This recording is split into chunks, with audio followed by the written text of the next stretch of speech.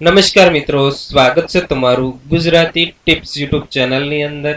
તો મિત્રો, આ વિડીયોની અંદર આપણે ડબલ એએસયુ નું પૂરું નામ શું છે અને ડબલ એએસયુ વિશેના ખૂબ જ અગત્યના પ્રશ્નો વિશે આપણે આ વિડીયોની અંદર વાત કરીશું।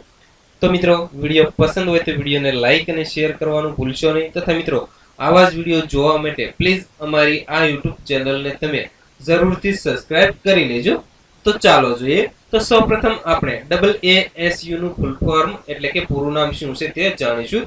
તો મિત્રો, એ એટલે કે ઓલ, એ એટલે કે આસામ, એસ એટલે કે સ્ટુડન્ટ્સ અને યુ એટલે કે યુનિયન, એટલે ડબલ એએસયુ નું પૂરું નામ થશે ઓલ આસામ સ્ટુડન્ટ્સ યુનિયન।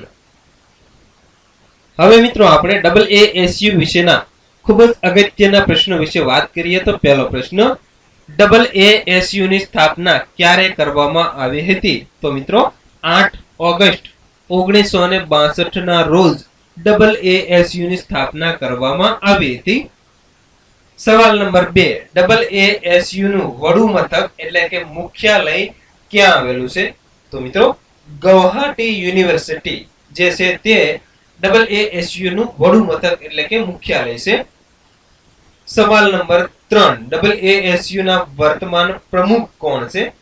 તો મિત્રો, દીપંકા કુમાર નાથ ડબલ એએસયુ ના વર્તમાન પ્રમુખ છે। સવાલ નંબર 4, ડબલ એએસયુ ના વર્તમાન મુખ્ય સલાહકાર કોણ છે? તો મિત્રો, સુમુજલ ભટ્ટાચાર્ય ડબલ એએસયુ ના વર્તમાન મુખ્ય સલાહકાર છે। સવાલ નંબર 5, ડબલ એએસયુ ના વર્તમાન મહામંત્રી કોણ છે? તો મિત્રો, લ્યુરિન જ્યોતિ ગોગોઈ ડબલ એએસયુ ના વર્તમાન મહામંત્રી છે। તો મિત્રો, આ વિડીયોની અંદર ગુવાહાટી યુનિવર્સિટીની વાત કરવામાં આવી છે।